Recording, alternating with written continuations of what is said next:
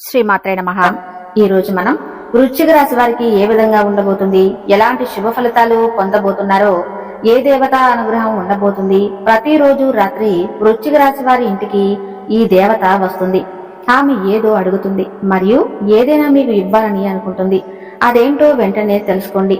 ఆమె అడుగుతుంది, మీకు ఏమి ఇవ్వాలని అనుకుంటుంది. ఇలాంటి పూర్తి అంశాలన్నీ కూడా ఇప్పుడు ఈ వీడియో ద్వారా మనం తెలుసుకుందాం. కాబట్టి వీడియోని ఎక్కడా కూడా స్కిప్ చేయకుండా పూర్తిగా చూడండి. అలానే జై శ్రీకృష్ణ అని చిన్న కామెంట్ చేయండి. అప్పుడు మీకు మేము ఏం చెబుతున్నామో పూర్తిగా అర్థమవుతుంది. మొదటిగా మనం వృశ్చిక రాశి వారి గురించి మాట్లాడుకోవాల్సి ఉంటుంది. విశాఖ నక్షత్రం 4వ పాదం, జ్యేష్ఠ నక్షత్రం 1, 2, 3, 4 పాదాలు మరియు అనురాధ నక్షత్రం 1, 2, 3, 4 పాదములలో జన్మించిన వారు వృశ్చిక రాశికి చెందుతారు. వృశ్చిక రాశికి అధిపతి కుజుడు. రాశి చక్రంలో వృశ్చిక రాశి వారి అంచనాలు, నిర్ణయాలు ఖచ్చితంగా ఉంటాయి. ఊగిసలాట ధోరణి వీరిలో మనకు పెద్దగా కనిపించదు. అలాగే ఈ వృశ్చిక రాశి వారు ఎవరైతే ఉన్నారో వీరు మనసులో ఉన్నది బయట పెట్టరు. ఇతరుల విషయాలు గోప్యంగానే ఉంచుతారు. గూఢాచర్యానికి, సమాచార సేకరణకు విలక్షణ పద్ధతులు అవలంబిస్తారు. వీరి దగ్గర అబద్ధాలు చెప్పడం కష్టము.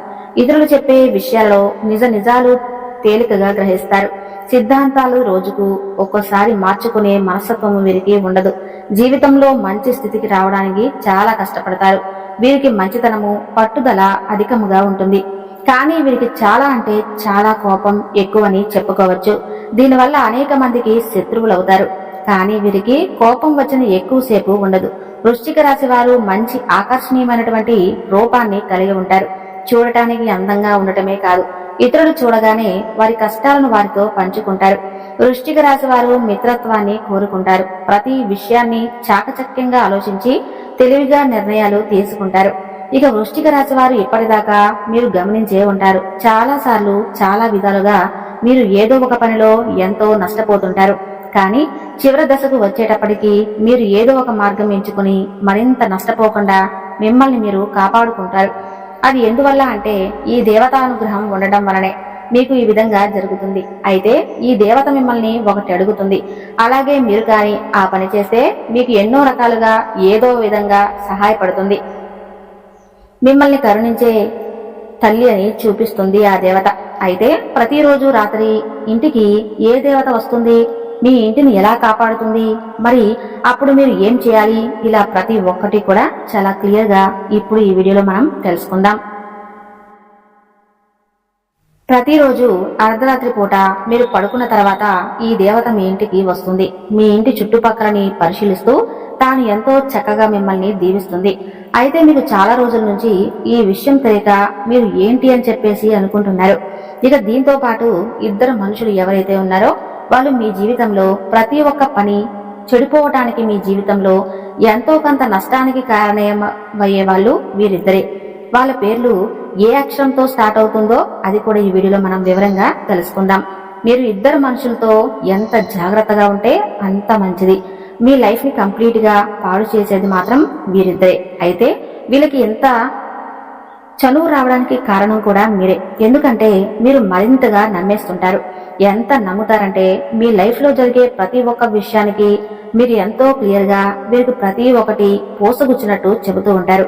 వీళ్ళతో మీరు ఎంత ముందు కూడా చాలా విధాలుగా నష్టపోయే ఉన్నారు. అయినా కూడా మీరు జాగ్రత్త పడకుండా వీళ్ళు మీ దగ్గరకు వచ్చి కాస్త మాయమాటలు చెప్పగానే కాస్త ఎక్కువగా వెంటనే మీరు నమ్మడం మొదలు పెట్టేస్తారు. దాని మూలాన్ని వీళ్ళు మళ్ళీ మోసం చేయడానికి అవకాశం కలుగుతుంది.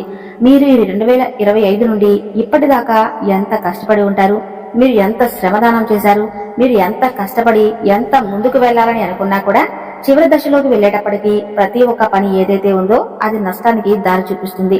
దానికి కారణం కూడా వారిద్దరే. వీళ్ళు ఎవరో కాదు, బయట వాళ్ళు అంతకన్నా కాదు. బయట వాళ్లకు మన గురించి అంతగా తెలియదు.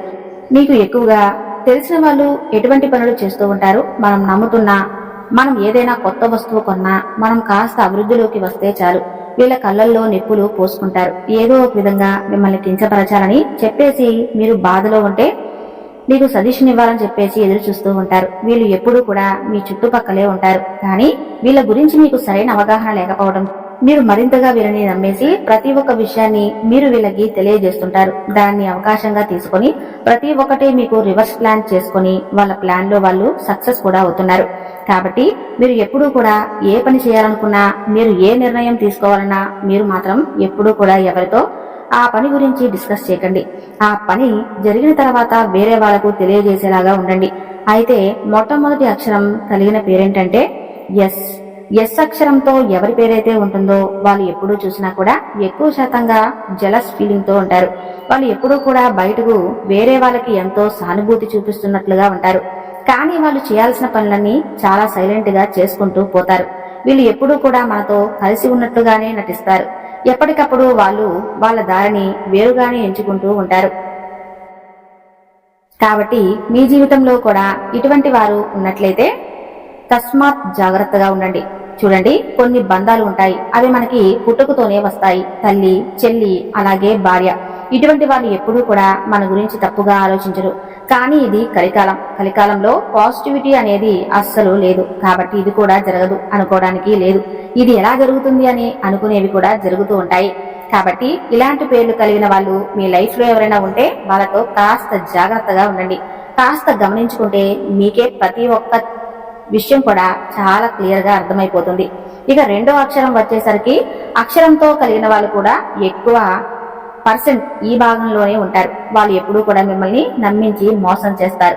ఇటువంటి వాళ్ళతో ఇప్పటికీ మీరు జాగ్రత్తగా ఉండాలి. ఇలాంటి వాళ్ళు మీ లైఫ్ లో ఉంటే వాళ్ళ లైఫ్ లోకి వచ్చిన తర్వాత మీ లైఫ్ లో ఎన్ని అప్ అండ్ డౌన్స్ వచ్చాయి, మీ లైఫ్ లో ఏ విధంగా ఉంది అనేది మీరు గమనించుకుంటే మీకే తెలిసిపోతుంది. ప్రతి ఒక్కటి ఏదైతే ఉందో ఇన్పుట్ అవుట్పుట్ అనేది చాలా క్లియర్ గా అర్థమైపోతుంది. కాబట్టి ఎప్పుడూ కూడా ఎవరిని కూడా అతిగా నమ్మకండి. వాళ్ళతో ఎంతవరకు ఉండాలి అని ఒక లిమిట్ అనేది ఉంటుంది. ఆ లిమిట్ మెయింటైన్ చేస్తే సరిపోతుంది. ఇక ఆ దేవత ఎవరు? ఆ దేవత మిమ్మల్ని ఎప్పటి నుంచో అనుగ్రహిస్తుంది. అంటే మిమ్మల్ని చాలా రోజులుగా, అంటే దాదాపు 10 సంవత్సరాల నుంచి మీ మీద కటాక్షం చూపిస్తూనే ఉంది. మీ ఇంటికి వస్తూనే ఉంది. దీనికి సంబంధించిన కొన్ని సిమ్టమ్స్ ఏంటి అంటే మీకు బ్రహ్మ ముహూర్తంలో నిద్ర మేల్కొనే అనేది రావటం. ఇది గమనిస్తున్నారా? లేదా పడుకుని ఉండగా ఒక్కోసారి, రెండోసారి, మూడోసారి కాదు, ప్రతిసారి మీకు బ్రహ్మ ముహూర్తంలోనే మెలకు అనేది వస్తుంది. అంటే ఆ దేవత మీకు ఏదో ఒకటి సూచనగా చూపిస్తుందన్నమాట.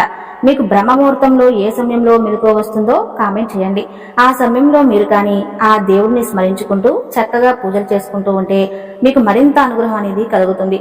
ఎప్పుడూ కూడా మనకి బ్రహ్మ ముహూర్తంలో పదే పదే మెలకు వస్తుంది అంటే ఏదో ఒక దైవశక్తితో మనం అనుసంధానమై ఉన్నాం కాబట్టి అటువంటి వారికి అటువంటి అనుభూతి చెందుతారు. మీరు ఎక్కువ శాతంగా గుడికి వెళ్తున్నట్లుగా, ఎక్కడో తీర్థస్థానానికి వెళ్తున్నట్లుగా కలలు వస్తున్నాయా? ఇది కూడా మరొక సూచన. అయితే సాక్షాత్తు ఆ దుర్గాదేవి అనుగ్రహం మీ మీద ఉంది. మీరు అమ్మవారిని పూజించడం చాలా కాలం నుంచి ఆపేశారు. మీకు నష్టాల్లోనే మీరు ఎంతసేపటికి దాంట్లో మునిగిపోయి ఉన్నారు. కానీ మనస్ఫూర్తిగా తనని స్మరించుకోవట్లేదు. కాబట్టి మనస్ఫూర్తిగా దేవతని స్మరించుకుంటూ తనకి నేతితో దీపారాధన చేసుకుంటూ దుర్గాదేవి అష్టోత్తకం పారాయణం చేస్తూ ఉంటే సరిపోతుంది. అమ్మవారు మిమ్మల్ని మరింతగా ఏమీ కోరలేదు. మీరు వీలైనంత త్వరగా మీ కర్మల్ని ఎంత బాగా చూసుకుంటే ఆ కర్మ మీకు రిటర్న్ వస్తుంది. మనం చేసే పనులు బట్టి మనకు కూడా దేవతానుగ్రహం అనేది ఉంటుంది. మనం అవతల వాళ్ళకు వీలైనంత సహాయం చేయగలిగితే మనకు కూడా మంచి అనేది జరుగుతుంది. ఏదో ఒక రూపంలో దాని ఫలితం మనకు దక్కుతుంది. కాబట్టి ఎప్పుడూ కూడా ఎవరికి కూడా మీరు అన్యాయం చేయాలని చెప్పి ఆలోచించకండి. మనం అవతల వాళ్ళు ఎంత బాగుండాలి అని కోరుకుంటే మనకు కూడా అంతే మంచి జరుగుతుంది. కాబట్టి మీ దగ్గరలోని దుర్గాదేవి గుడికి వెళ్లి చక్కగా దండం పెట్టుకుంటే సరిపోతుంది. మనస్ఫూర్తిగా ప్రదక్షిణలు చేసుకోండి. అలాగే మీ ఇంట్లో ధనాకర్షణ బాగా పెరగాలంటే మీ ఇంట్లో 4 చోట్ల పాటించవలసిన ముఖ్యమైన విధి విధానాలు ఏంటో ఈ వీడియోలో మనం తెలుసుకుందాం. వృశ్చిక రాశి వారి ఇంట్లోకి ధనాకర్షణ బాగా పెరగాలంటే, విపరీతంగా ధన ఆదాయం పెరగాలంటే మీ ఇంట్లో 4 చోట్ల ప్రత్యేకమైనటువంటి సూచనలు పాటించాలి. మొట్టమొదటిగా గుమ్మం, రెండవది వంటగది, మూడవది బీరువా, 4వది పూజా మందిరం. ఈ 4 చోట్ల 4 ప్రత్యేకమైనటువంటి సూచనలు పాటించినట్లయితే మీ ఇంట్లోకి ధనాకర్షణ విపరీతంగా పెరుగుతుంది. ఈ 4 చోట్లలో మొట్టమొదటి చోటు ఇంటి గుమ్మం. ధనాకర్షణ బాగా పెరగాలంటే ఇంటి గుమ్మం దగ్గర ఏం చేయాలి? ఏదైనా శుక్రవారం రోజున ఒక పసుపు రంగు క్లాత్ తీసుకుని 100 గ్రాముల నవధాన్యాలు అందులో ఉంచి మూట కట్టి ఆ మూటను గుమ్మం లోపలి వైపు వేలాడి తీయాలి. ఆ మూట ప్రభావం వల్ల వాళ్ళ గుమ్మంలోకి దుష్ట శక్తులు రావు, ధనాకర్షణ పెరుగుతుంది. ఆ తర్వాత రెండవది వంటగది. వంటగదిలో ఏం చేయాలంటే శుక్రవారం రోజు ఉదయం 6 నుంచి 7 గంటల మధ్య ప్రాంతంలో, మధ్యాహ్నం 1 నుంచి 2 గంటల మధ్య ప్రాంతంలో, రాత్రి 8 నుంచి 9 గంటల మధ్య ప్రాంతంలో, ఈ 3 సమయాలలో శుక్రవారం అనే పేరులో పిలుస్తారు. శుక్రవారం రోజు ఈ శుక్రహోరలో ఉన్న సమయంలో మీ వంటగదిలో ఒక పళ్ళెం ఉంచి ఆ పళ్ళెంలో దొడ్డు ఉప్పు వేసి దాని మీద ఒక పసుపు కొమ్ము ఉంచాలి. ఇలా చేస్తే ఇంట్లోకి ధనాకర్షణ విపరీతంగా పెరుగుతుంది. ఇక మూడవది బీరువా. ధనాకర్షణ బాగా పెరగాలంటే మీరు ఏం చేయాలంటే ఒక తెలుపు రంగు వస్త్రం లేదా పసుపు రంగు వస్త్రం తీసుకుని అందులో కొద్దిగా పచ్చ కర్పూరం, కొన్ని యాలకులు వేసి మూట కట్టి బీరువాలో ఉంచాలి. ఇలా చేస్తే ఆ ఇంట్లోకి ధనాకర్షణ విపరీతంగా పెరుగుతుంది. ఇక నాలుగవది పూజ గది. పూజ గదిలో ఏం చేయాలంటే మీరు పూజ పూర్తి చేసుకున్నాక పచ్చి ఆవు పాలు నైవేద్యం పెట్టండి. మీరు ఏ దేవుడికి పూజ చేసినా, లక్ష్మీదేవికి పూజ చేసినా ఖచ్చితంగా పెట్టాల్సిన నైవేద్యం ఏంటంటే పచ్చి పాలు.